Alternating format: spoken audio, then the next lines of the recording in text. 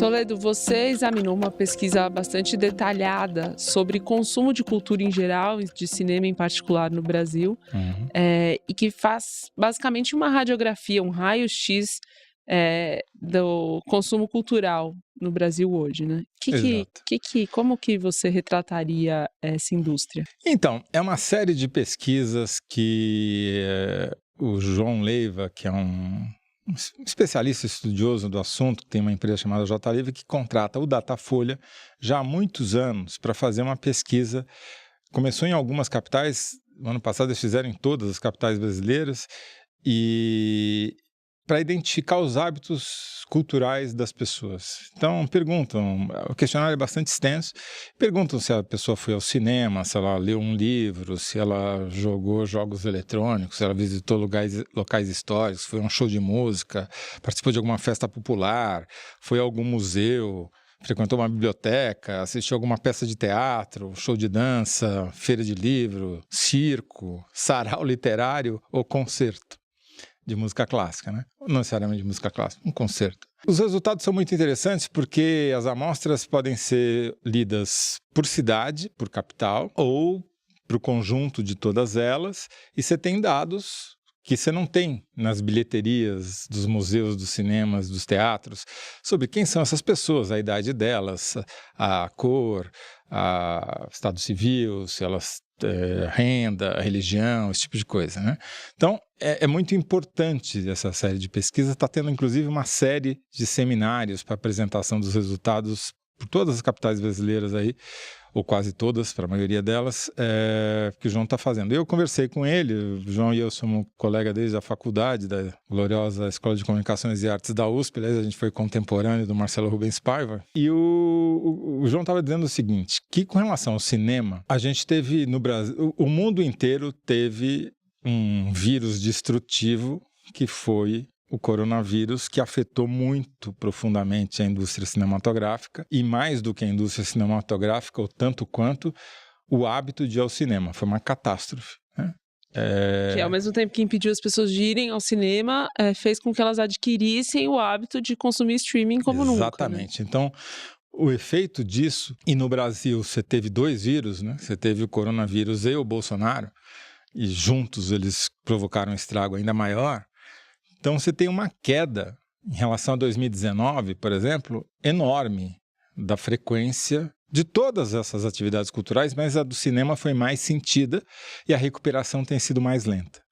Então, os dados, tanto esses dados da pesquisa quanto os dados da Ancine, que é a Agência Nacional de Cinema, medem coisas diferentes, né? A Ancine mede a bilheteria, então quantos ingressos foram vendidos. E uma pessoa pode ter ido mais de uma vez a assistir mais de um filme, ou o mesmo filme, não importa. E a pesquisa do João é o comportamento individual da pessoa, se ela foi ao cinema ou se não foi, se foi mais de uma vez, etc. Mas, enfim, o que a gente está medindo aqui é o comportamento individual. E tem uma característica que é a seguinte, tem uma queda na frequência, no hábito de ir ao cinema, isso aconteceu no mundo inteiro, mas e também no Brasil, e desde 2021 tem uma lenta, gradualíssima recuperação. Os dados de 2024 acho que ainda não saíram de bilheteria, mas tudo indica que deve ter aí um crescimentozinho em relação a 2023, menos de 10%, talvez no máximo 10%. Mas para você ter uma ideia, não chegou ainda no nível de 2019.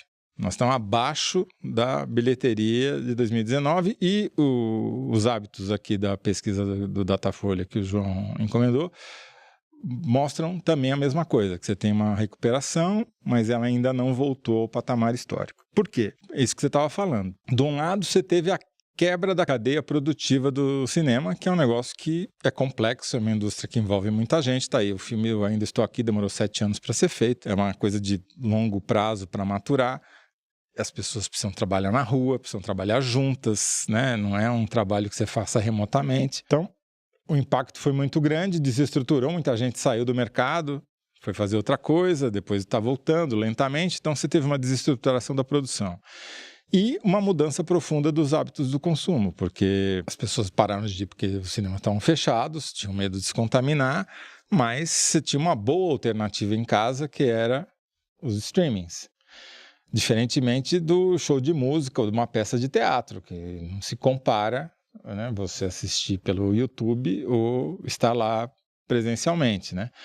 Então, a recuperação desse mercado de shows, talvez, foi mais rápida do que a do cinema.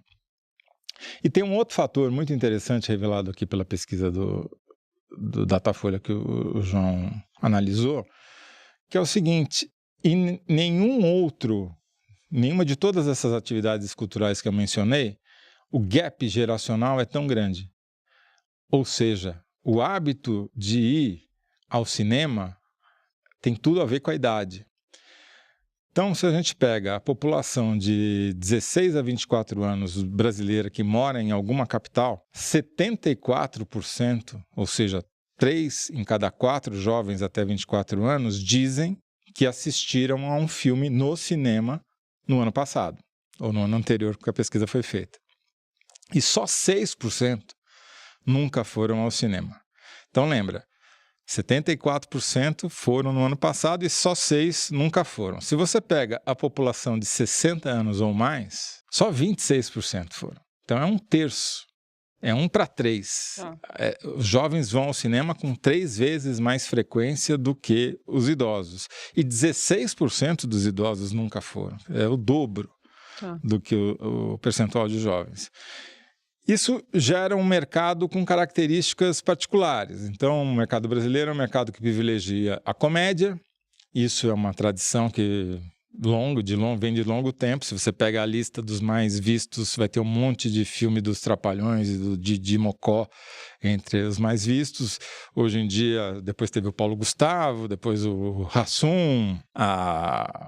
Sem querer comparar, você teve no final do ano passado um grande sucesso de comédia que foi o Auto da Compadecida 2, também é uma comédia e tal, um pouco diferente, né?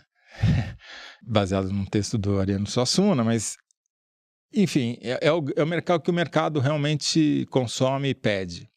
E daí você tem muito poucos dramas que conseguem esse sucesso. Portanto, Ainda Estou Aqui é realmente uma exceção. A gente ainda não tem os números finais, mas todas os indicativos informais ou de informações de bastidor indicam que foi um estrondo de bilheteria no Brasil, sendo um drama. Então, realmente é um filme excepcional. Agora, esperar que ele vai mudar essa estrutura complicada, complexa, que tem todas essas características que eu mencionei, é esperar demais e não é nem justo com Ainda Estou Aqui. Não é que a responsabilidade do Ainda Estou Aqui revolucionar o cinema brasileiro.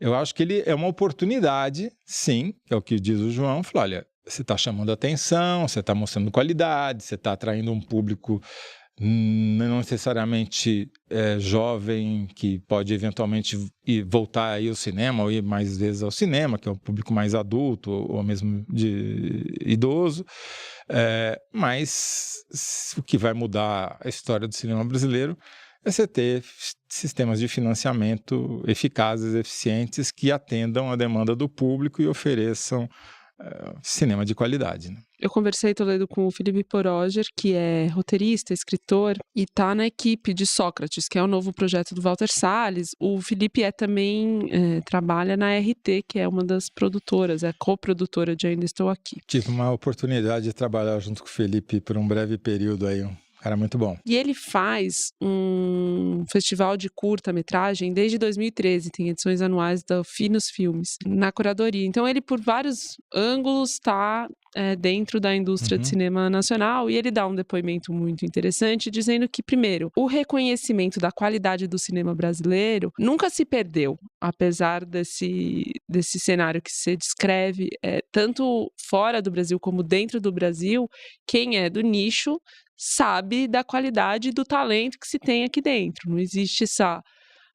nos Estados Unidos eles são melhores para fazer isso ou aquilo e tal. Na indústria não existe isso. São outros problemas que estão colocados para o cinema nacional ter visibilidade e até possibilidade de produção, de ser feito mesmo, que atrapalham a visibilidade dessa área. Mas o que ele fala, por exemplo, em relação ao Walter Salles e sobre esse aspecto que você menciona, né, do público ser jovem prioritariamente nos cinemas, é que ele tem um compromisso muito forte com as gerações anteriores, e a gente viu a homenagem que ele prestou, ele e a Fernanda Torres, a Fernanda Montenegro, não só ela, mas a tudo que foi feito lá atrás, com o momento presente, o esmero do cinema que ele faz, mas também com as novas gerações, né? Com o espaço que ele dá enfim, os ensinamentos que ele também passa. No Finos Filmes, ele começou a fazer o festival em 2013.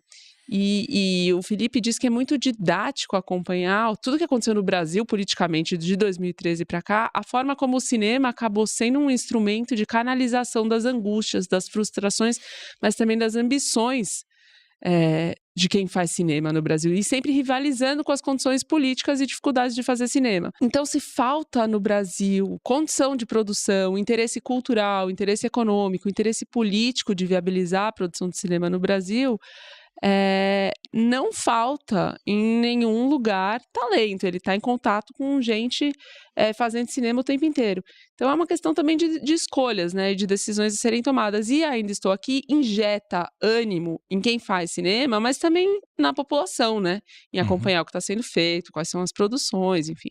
Tem muita gente boa fazendo muita coisa boa. Então sim, acho que é um momento de virada, que pode virar, né, alguma coisa nova, o primeiro Oscar que o Brasil recebeu na história. Vamos ver o que as autoridades e o próprio setor vai fazer para aproveitar essa oportunidade, né? Estava lembrando aqui uma passagem curiosa da biografia do pai do Walter Moreira Salles, o empresário, banqueiro e diplomata, escrita pelo Luiz Nassif, e ele relata uma cena em que o Walter está conversando com uma pessoa num evento social, e isso já próximo da morte dele, pouco antes, e ele fala para o interlocutor, muito orgulhoso, assim: você sabe que em alguns lugares da Europa eu já sou conhecido como o pai do Valtinho, né? Quer dizer, ele que tinha sido embaixador em Paris, mal em Washington, ele, né? Mal sabia ele como isso seria cada vez mais verdade. Bom, mas eu acho que, para mim, pessoalmente, o grande legado do Ainda Estou Aqui é ter mexido nesse vespeiro dos fantasmas da ditadura, e tem sido pra gente, inclusive, né, uma grande oportunidade pra gente tocar nesse assunto. A gente já fez isso em vários episódios, inclusive na semana passada, que ficou muito importante o que você falou sobre a lei da anistia. E temos mais agora. Temos mais, vamos pra lá.